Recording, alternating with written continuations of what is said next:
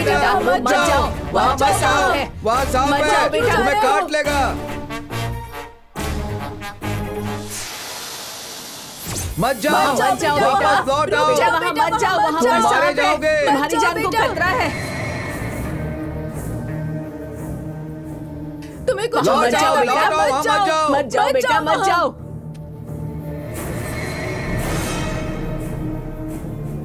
वहाँ मत जाओ मत बेटा, जाओ, लौट मत आओ। जाओ, वहाँ मत पर जाओ। सांप है। रुक जाओ।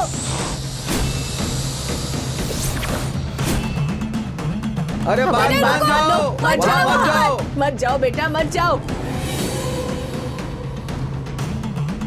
तुम्हारी मत जान जाओ नहीं बेटा, बचेगी। हमारी बात मान लो। लौट आओ, वहाँ मत जाओ, वहाँ मत जाओ पर सांप है अरे लौट बेटा। आओ। बेटा मत बेटा, जाओ, तुम मारे जाओगे, बेटा, मत जाओ। तुम मारे जाओगे, मत जाओ, रुक जाओ। हाथ मत वापस आ लगाओ। जाओ। नहीं बेटा।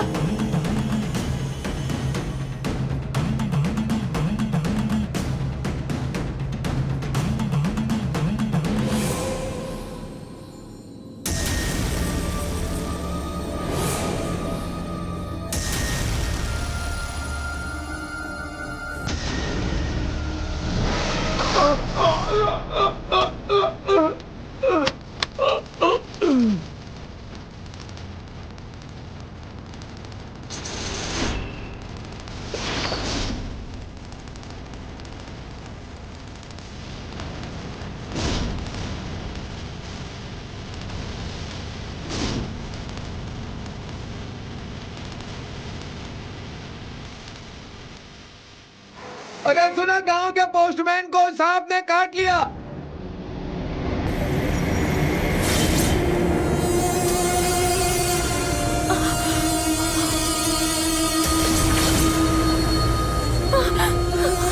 सौम्या, सौम्या।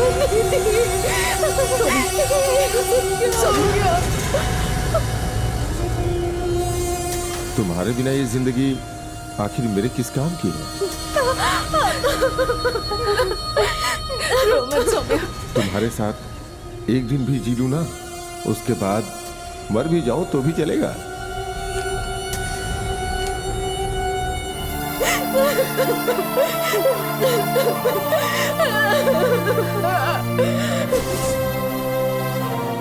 अब मेरी छोटी बहन बिना शादी किए ही एक विधवा की तरह जिंदगी जी रही है।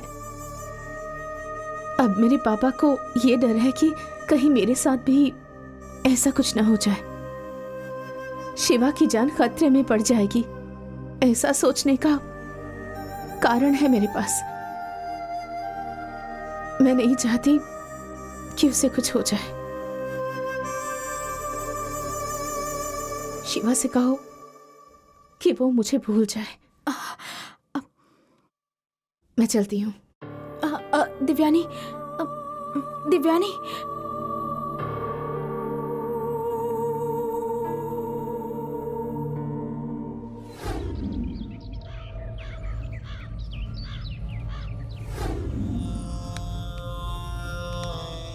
दिव्यानी जो इतना डरती है ना, उसका वही कारण होगा शिवा।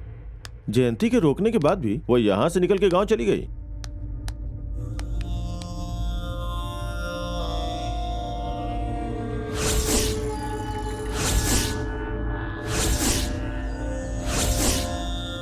और मुझे पूरा विश्वास है कि एक सच्चा प्यार ही इस गांव की किस्मत बदलेगा। तुम्हारे प्यार के लिए चाहे कुछ भी हो जाए, मैं तुम्हारा साथ जरूर दूंगी। जयंती की बातों से लगता है कि उन दोनों का प्यार सच्चा था, बट जो भी प्यार करते हैं उसके प्यार की बलि चढ़ जाती है। ऐसे में कौन सी लड़की तैयार होगी यार? वो जो पोस्टमैन मरा, इट वॉज एन एक्सीडेंट। जानबूझकर अगर कोई भी सांप की बिल में हाथ डालेगा तो क्या सांप उसे बिना काटे छोड़ेगा, ये बता। यस, वही तो मैं भी बोल रहा हूँ। एक लेटर के लिए कोई भी सांप के बिल में हाथ क्यों डालेगा यार? फिर भी उसने ऐसा किया, मतलब गंगा माँ के श्राप का असर था। वो श्राप ही उसे सांप के बिल के पास खींच कर ले गया होगा। फिर सांप ने उसे डसा और वो मर गया। मतलब उस गांव की लड़की से जो भी शादी करेगा वो मर जाएगा।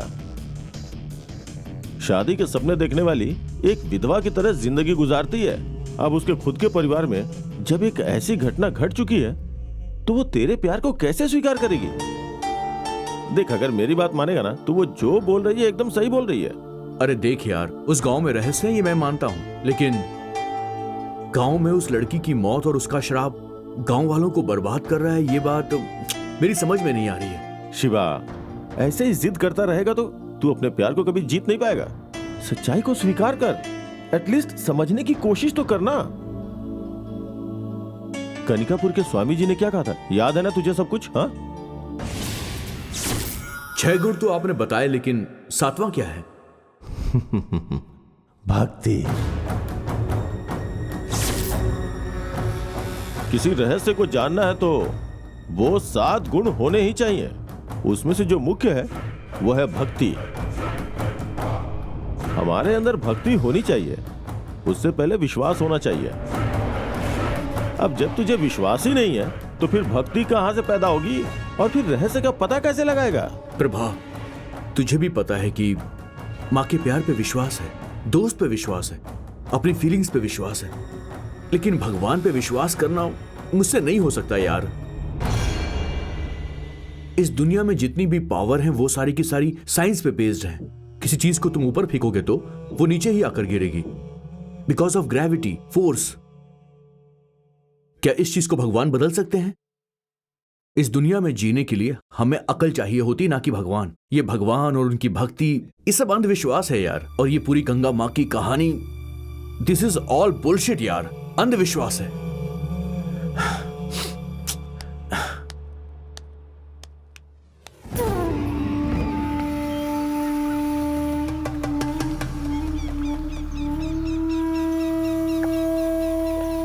कन्हैया, कन्हैया,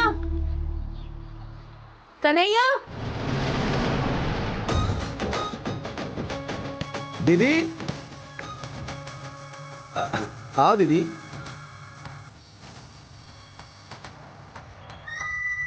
संभल कर आओ।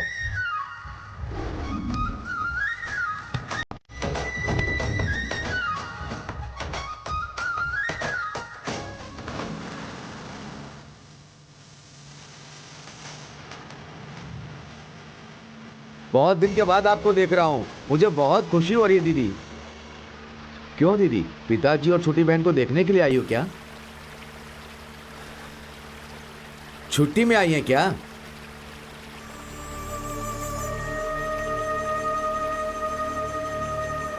बात क्यों नहीं कर रही हैं दीदी? कोई परेशानी है क्या? अब नहीं, ऐसा कुछ नहीं है। आप तो शहर में काम कर रही थी ना, वहां कोई दिक्कत थी क्या?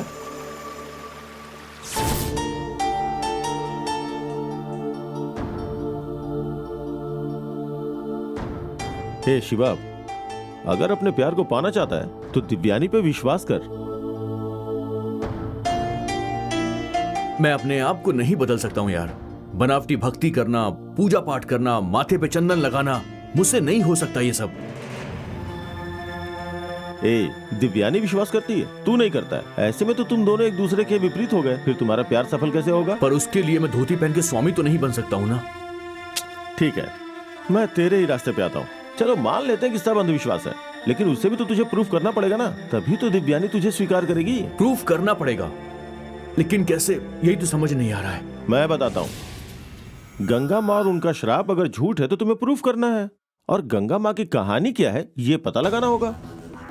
अब अगर उस कहानी को जाननी है तो गुरुजी ने जैसा बोला था, तुम्हें अपने अंदर सच्ची भक्ति पैदा करनी होगी। अगर इसमें सच्ची भक्ति आ गई तो गंगा माँ और उनके श्राप को ये मानने लगेगा। मैंने इसे कितना समझाया प्रभा, लेकिन ये सुनने को तैयार ही नहीं है। देखो माँ, अगर सच में भगवान होता तो उस गांव में इतने सारे बेगुनाहों की मौत होते हुए देखकर क्या वो खामोश बैठता माँ? तू अगर ऐसी ही बातें करता रहेगा तो दिव्यानी तुझे कैसे मिलेगी? तू जिसे पसंद करता है उसे घर की बहू बनाकर लाएगा तो मुझे कितनी खुशी होगी। मेरे अंदर भक्ति और भगवान का विश्वास है। उस लड़की को हमारे घर की बहू बनना चाहिए। उसके लिए प्रार्थना करनी पड़े तो जरूर करूंगी। प्रभा, मैं इसे पूजा के लिए बुलाऊंगी तो नहीं आएगा, कम से कम तुम ही इसे लेकर आ जाना। ठीक है, चल यार, अरे चल ना।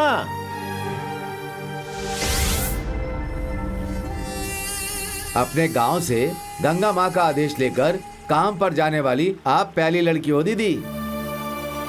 आपके काम में कोई परेशानी ना आए ऐसा सोचता हूं दीदी। आपका चेहरा उदास देख रहा हूं, इसीलिए पूछा। अब हमेशा के लिए अपने गांव में रहने के लिए आ गई हूं मैं। अब दोबारा कभी भी वापस नहीं जाऊंगी। इसीलिए आपका चेहरा मुरझा गया है। फिक्र मत करिए दीदी, इस गांव में आपका पैर नहीं पड़ा ऐसी कोई जगह नहीं है। आपका पैर जहां पड़ेगा उस जमीन में घास जरूर उगेगी। आप देवी पुत्री हो दीदी, मां की कृपा से ही आप यहां आई हैं। आपके आने से यहां कुछ अच्छा होने वाला है, फिक्र मत कीजिए दीदी।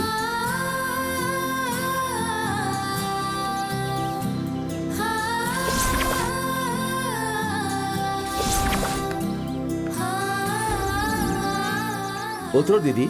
कितना हुआ? मुझे आपसे कोई पैसे नहीं चाहिए, आइए।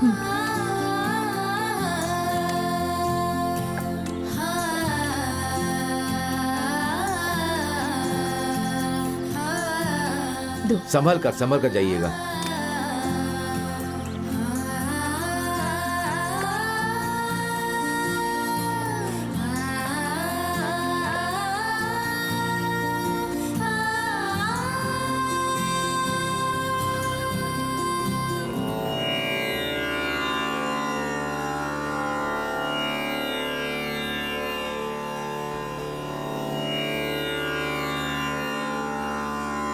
भगवान के पैर तो पड़।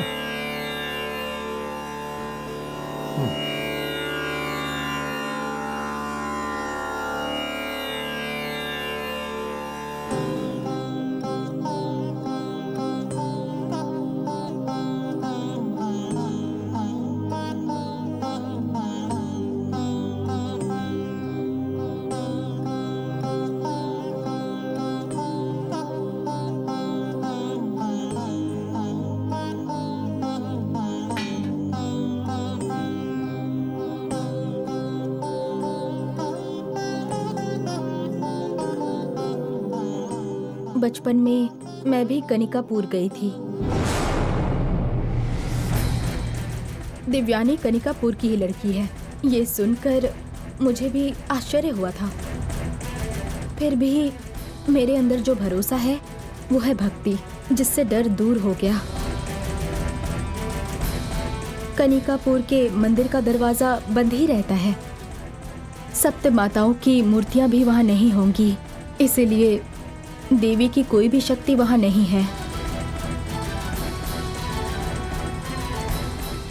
ऐसा हो सकता है क्या? मुझे अच्छी तरह से याद है, जब मैं वहां थी तब मेरी माँ ने सप्त माताओं की, नाग माता की पूजा की थी। सप्त माताएं बहुत शक्तिशाली देवी हैं। विश्वास से पूजा करो तो जो मांगोगे मिलेगा। वो सबको अपना आशीर्वाद देंगी। अगर आप ये कह रही हैं तो दिव्यानी को भी भक्ति पे भरोसा करना चाहिए, लेकिन दिव्यानी तो डरकर गांव चली गई। तुम एक बात अच्छे से समझ लो बेटा, पवित्र मन वाली एक लड़की का श्राप भगवान तक को बांधने की शक्ति रखता है। साधारण इंसान की भक्ति में भी शक्ति होती है। उनके इरादे पक्के होते हैं। पढ़े लिखे पंडित बिना कुछ पढ़े हुए भी ज्ञानी हैं। पता है, उन सब की वजह भी उनकी भक्ति ही तो है। उनका विश्वास है, उनकी इच्छाएं, जो कुछ भी वो चाहते हैं वो सब माताएं पूरा करती हैं। तो फिर सोचो, भगवान के ऊपर विश्वास करने वाली और पवित्र मन वाली गंगा मां में कितनी शक्ति होगी। माँ, सच्चाई सिर्फ ये है कि हमारे देश में लगातार बहुत सारे दुष्कर्म होते हैं। हर कोई दुष्कर्मियों को श्राप भी देता है, लेकिन क्या हर किसी का श्राप इस तरह असर दिखाता है? अगर ऐसा वाकई में होता तो फिर इस देश में इस तरह खुलेआम अपराध ही नहीं होते। और श्राप का असर मुझ पे नहीं हुआ है। तुमने जो कहा मैं वो मान लेती हूँ, लेकिन उसमें अच्छे लोगों की प्रार्थना भी शामिल है ना, वही हमें बचा रही है। इसी वजह से मैं तुमसे कह रही हूँ, भगवान की पूजा करो। कितने भी पढ़े लिखे हो, अक्लमंद हो, अगर भगवान का साथ नहीं है ना तो कुछ भी हासिल नहीं कर पाओगे।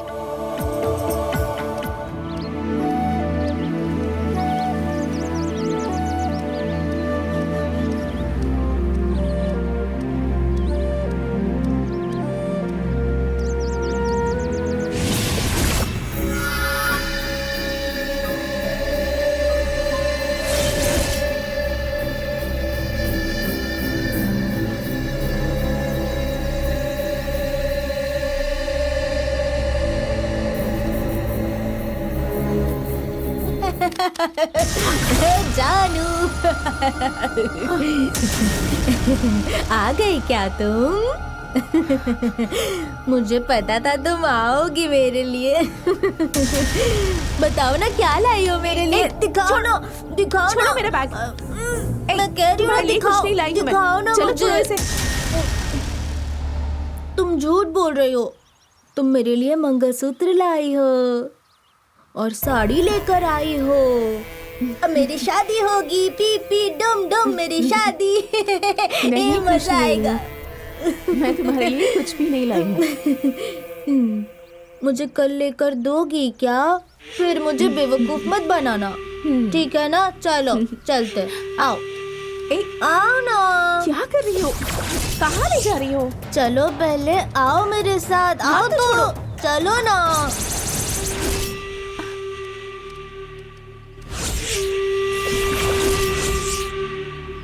पूजा कर लो, जाओ पूजा कर लो, जाओ प्रणाम करो।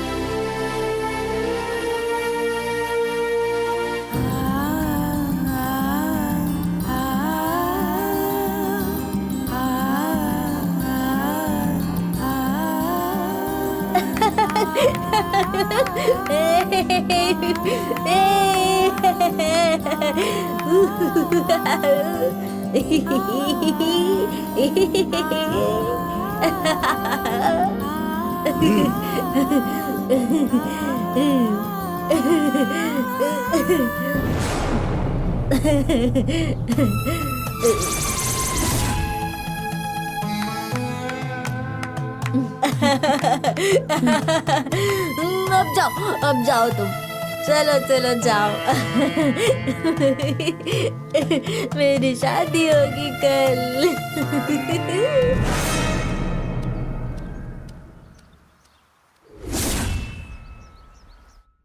दिव्यानी को अपनी पत्नी बनाना चाहते हो तो गंगा माँ की अनुमति चाहिए, और उसके लिए पहले अपने मन में भक्ति को लाओ, और हाँ, वो सच्ची भक्ति होनी चाहिए।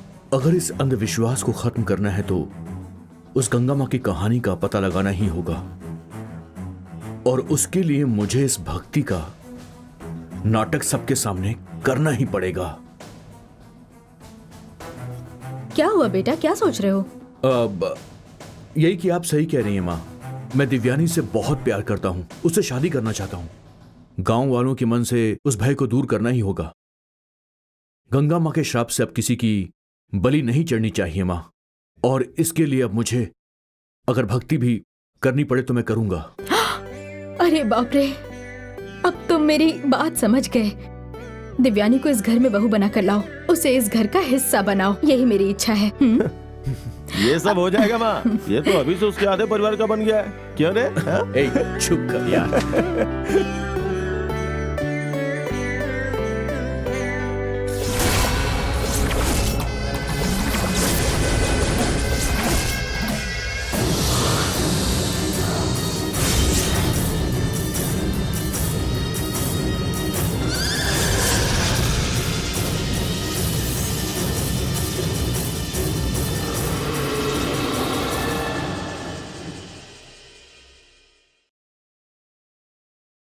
गंगा माँ के श्राप से अब किसी की बलि नहीं चढ़नी चाहिए माँ, और इसके लिए अब मुझे अगर भक्ति भी करनी पड़े तो मैं करूंगा।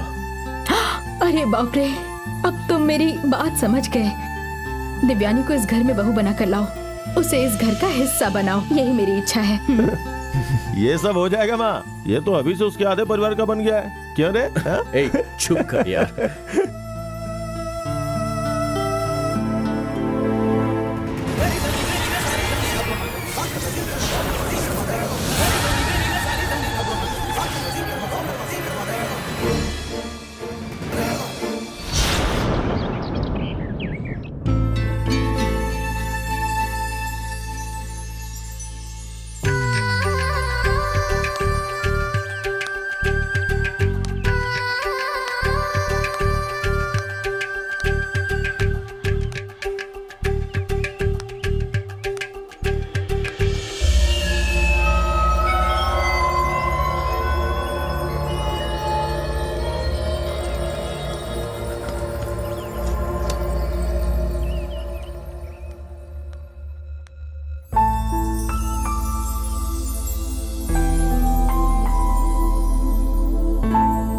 बेटी सौम्या, हाँ बोलिए पापा।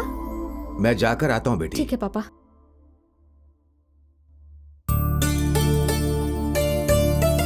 पापा, देवयानी,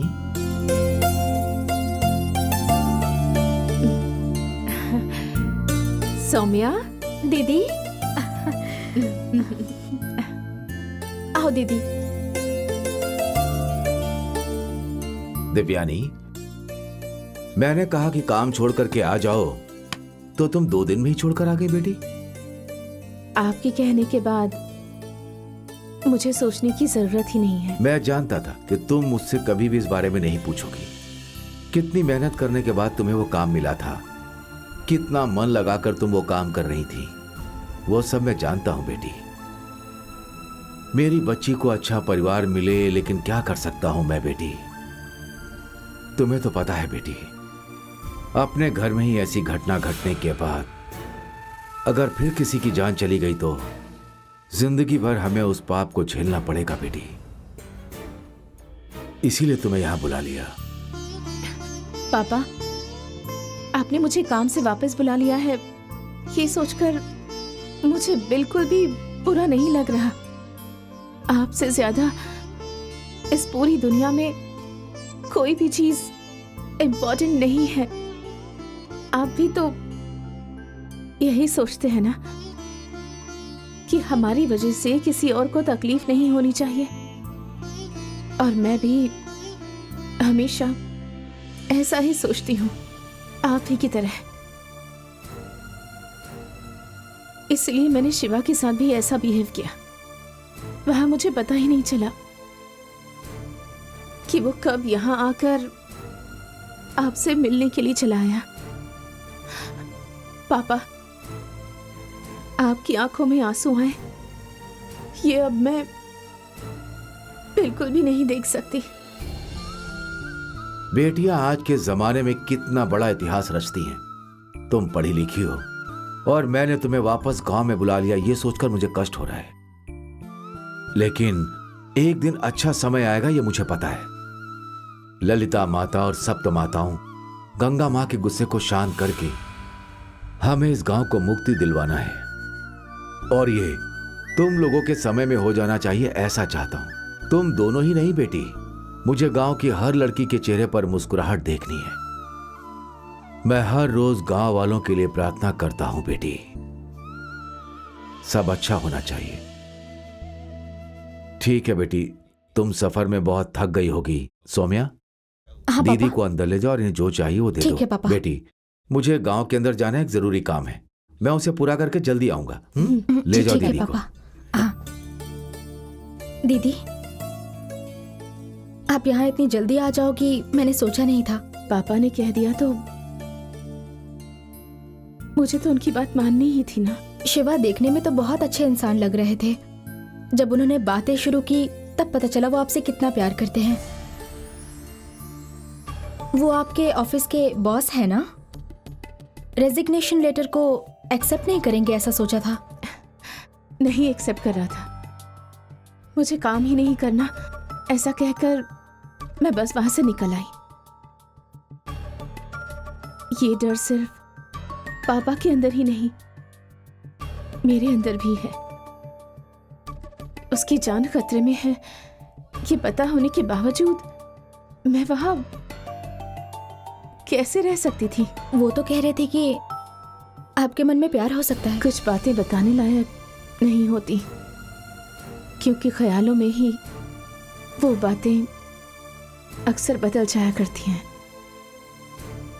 और कभी वो सब होता है जो तुम्हारे साथ हुआ। उस हादसे से तुम्हारी जिंदगी बदल गई।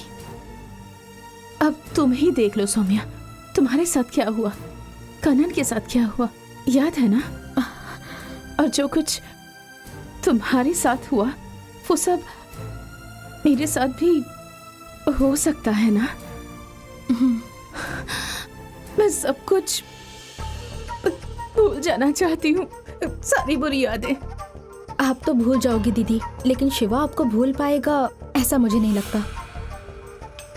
आपकी जिंदगी में सब अच्छा हो इसके लिए पूजा करूंगी। मैं सप्त माताओं की पूजा के लिए उपवास रखने जा रही हूँ। क्या हुआ दीदी, आप हंस रही हैं? पक्का मेरी प्रार्थना स्वीकार होगी। ऐसा ही होगा दीदी। आप कोई सामान्य लड़की नहीं है। बस एक ही पल में काम नहीं करना है सोच के काम छोड़कर आ गई आप।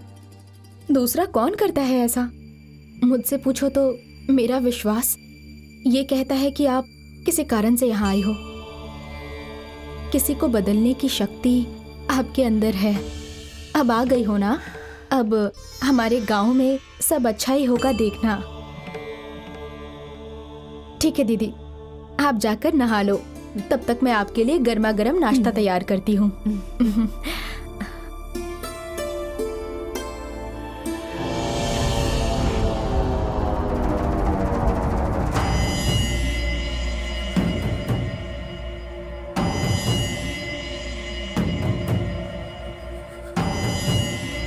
सब लोग प्रणाम कीजिए।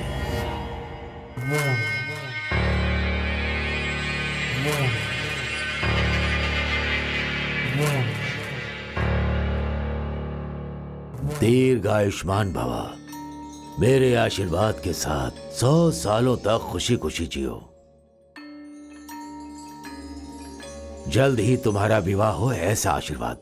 विवाह धूमधाम से हो, बालकों का जन्म हो, अपने मंगल सूत्र के साथ खुशी से रहो। पंडित जी, आपके आशीर्वाद से सच में अगर ऐसा होगा तो ये हमारा भाग्य है। पंडित जी, अगर आपकी इच्छा पूरी हुई तो, और ये गांव श्राप मुक्त हुआ तो, मेरा मतलब इस श्राप से मुक्ति मिली तो पूरा गांव खुश हो जाएगा। अगर ये हो गया तो आपके नाम पर 100 एकड़ अच्छा खेत आपको दान में दे दूंगा।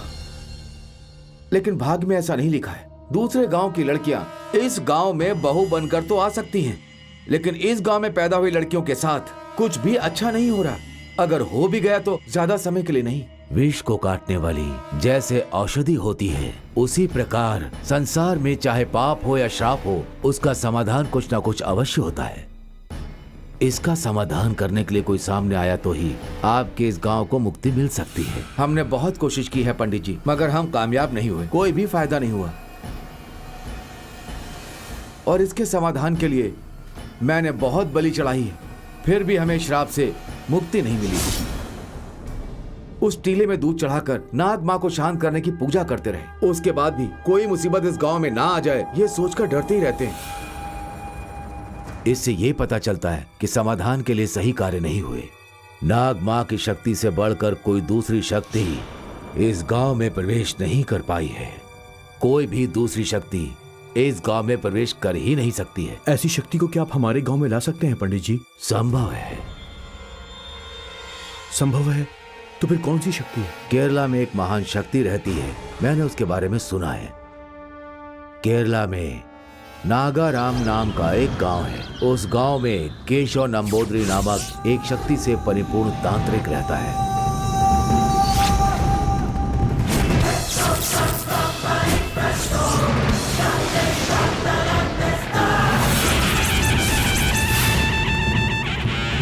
वो महान तांत्रिक देवी का उपासक है, संसार में माना हुआ है। तंत्र मंत्र विद्या से परिपूर्ण है वो। महान शक्तियों को, सर्व शक्तियों को प्राप्त कर चुका है।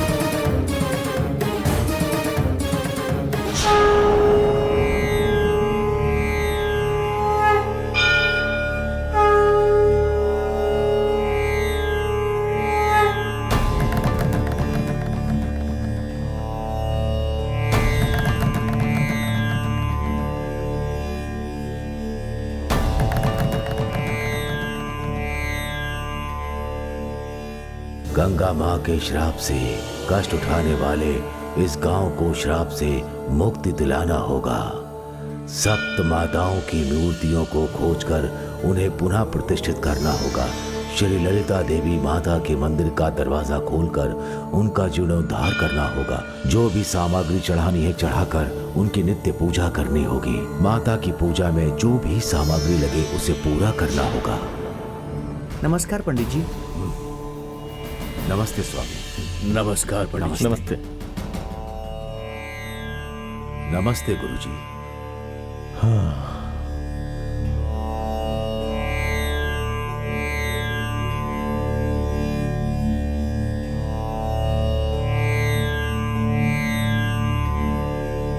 सबका कल्याण हो। बैठिए।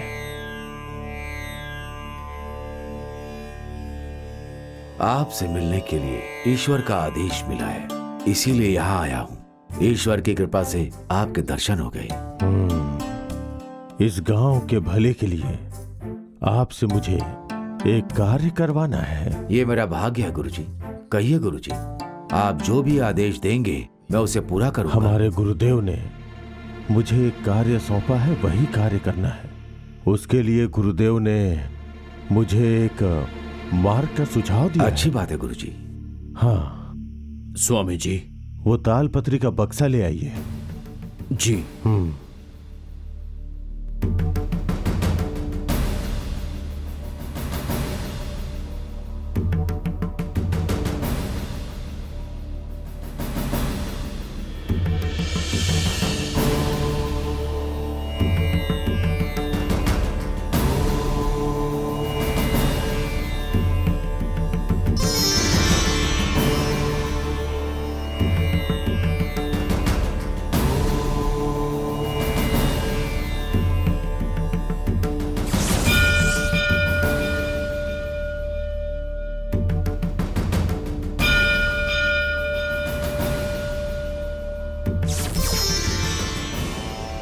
ये है प्रश्न पत्री।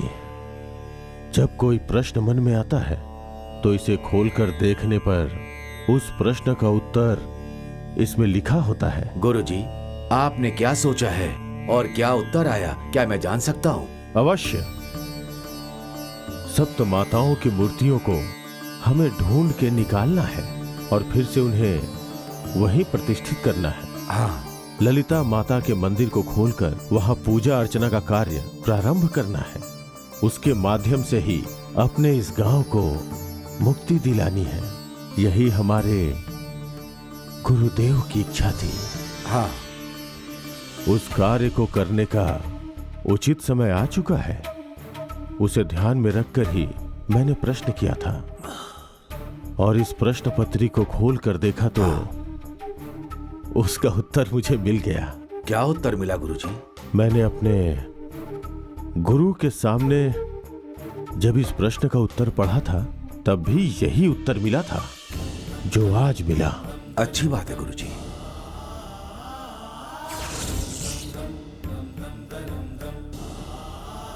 जिस पे ललिता देवी का आशीर्वाद हो, एक बालिका जिसका जन्म पैरों की तरफ से हुआ हो और सारी देवियों की शक्ति प्राप्त करने वाली, वो जो भी सोचेगी उस कार्य को पूर्ण करने वाली होगी। ऐसी दिव्य शक्ति का पता लगाना होगा। ऐसा मेरे प्रश्न के उत्तर में लिखा है। अब मान गए ना तुम? हाँ, आओ।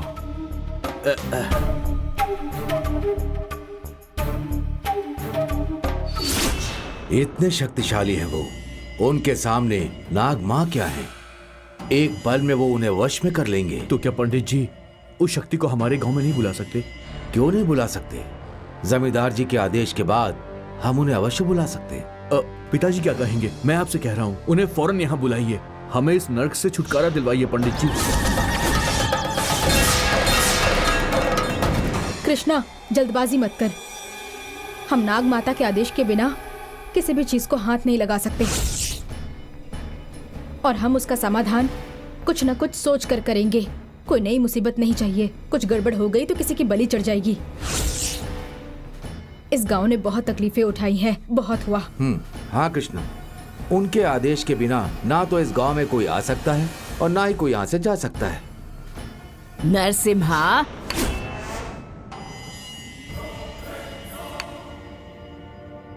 दादी,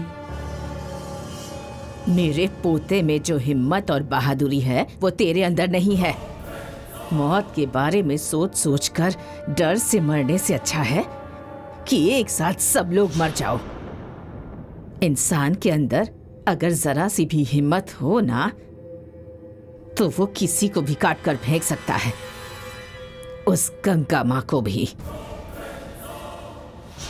सप्त माताओं की मूर्तियों को पुनः प्राप्त करने की शक्ति पाने वाली बालिका इस भूमि में जन्म ले चुकी है। वो कौन है? हमें उसे ढूंढना पड़ेगा। ठीक है गुरुजी। आप तो हर जगह घूमते रहते हैं। देवी के रूप में जन्म लेने वाली वो कौन है? वो कैसी दिखती है?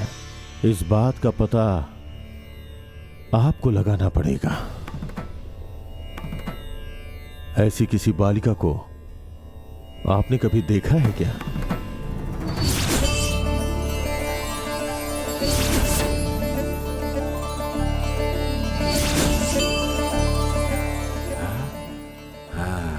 गुरुजी, जैसी बालिका के बारे में आप कह रहे हैं वैसी एक बालिका है गुरुजी। ऐसी बात है? कौन है वो? गांव के प्रेसिडेंट रामनाथ की बड़ी बेटी, उसका नाम है देवयानी। जैसा आपने कहा गुरुजी कि जन्म लेते समय जिसका सर पहले ना निकला हो, जिसका पांव पहले निकला हो, ऐसी कोई लड़की हो। पढ़ाई में सबसे आगे, दूसरे शहर में जाकर काम करने वाली, गंगा माँ का आदेश पाने वाली, वही वो पहली लड़की है।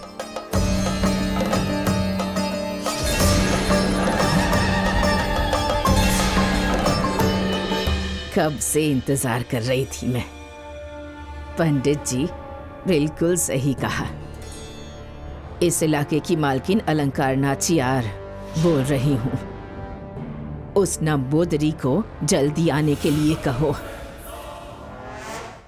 चाहे जो करना पड़े करो, पर गंगा माँ के श्राप से मुक्ति मिलनी ही चाहिए। नाग माता को उसके टिले में ही मार दो, ये मेरा आदेश है।